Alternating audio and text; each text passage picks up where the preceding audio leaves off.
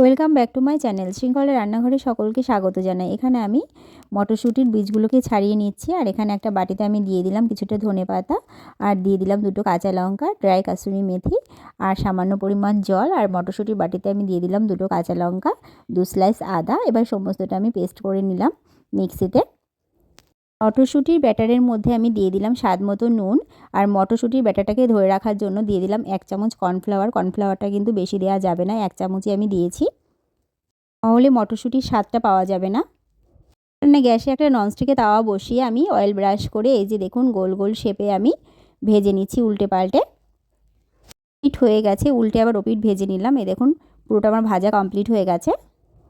আগে থেকে ধনেপাতা, কাসুরি মেথি, কাঁচা লঙ্কা যে পেস্টটা আমি রেডি করে রেখেছিলাম সেটা ভালো করে মাখিয়ে নিলাম, আর ওপর থেকে চিজ ছড়িয়ে দেখুন পরিবেশন করে দিলাম। কত সুন্দর হয়েছে, খুব টেস্টি হয়েছে খেতে।